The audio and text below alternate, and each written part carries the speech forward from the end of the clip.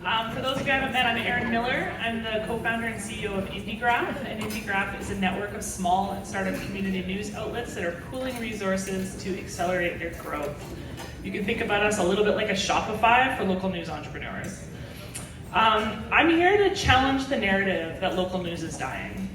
So yes, there's been a lot of closures. Here in Canada, 244 in the last 5 years. But when we only focus on that number, we miss a lot of the story. In the same period, there was 106 local news outlets that launched.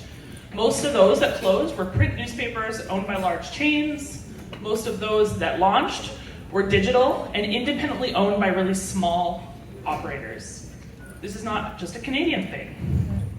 As Chris from Lion shared last night, there are now over 500 independent local news outlets across North America, and their growth is accelerating. I want you to think about that. What that means is that there are hundreds of journalist entrepreneurs that are coming to the rescue within their own communities, filling news gaps, most of them doing it with their own savings to get started. It's really incredible. So they are why we need to reframe this narrative. The industry is not dying, it's actually undergoing a massive transition in ownership. And that's actually a good thing, because this shift presents us with a generational opportunity to transform local news to be more trustworthy, responsive, and equitable. This is the part of my rant where some of the naysayers start to pipe up.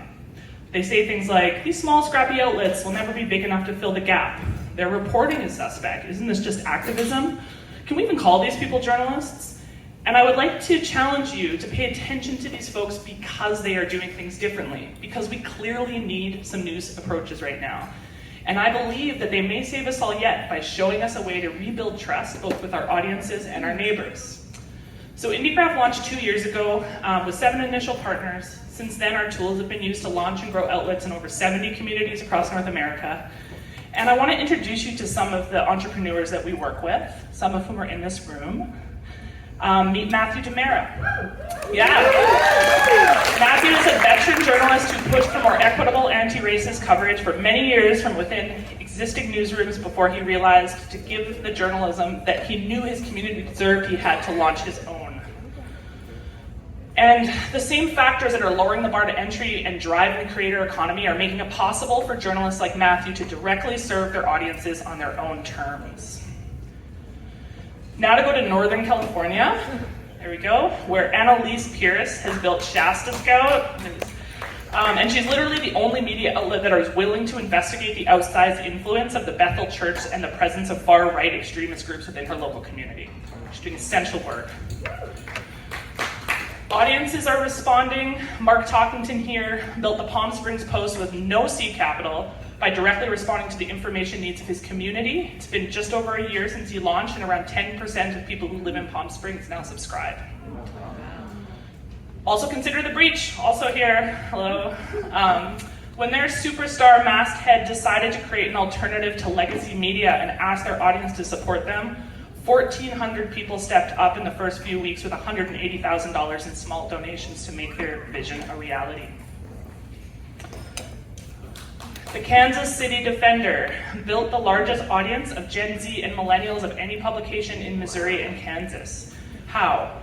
By reimagining journalistic practice and telling stories that truly serve their audience on the platforms where they already are.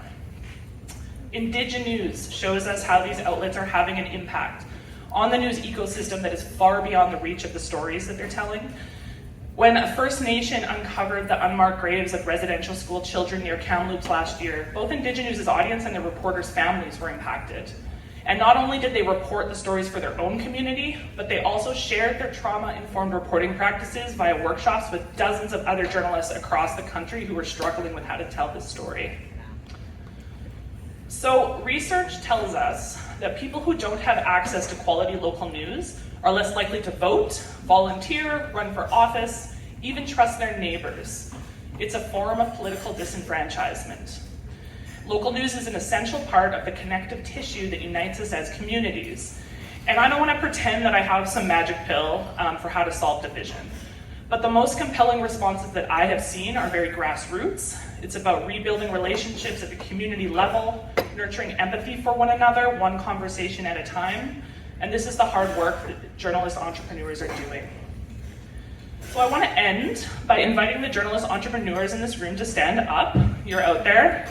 Please, come on. Not just the indie grad folks. Thank you.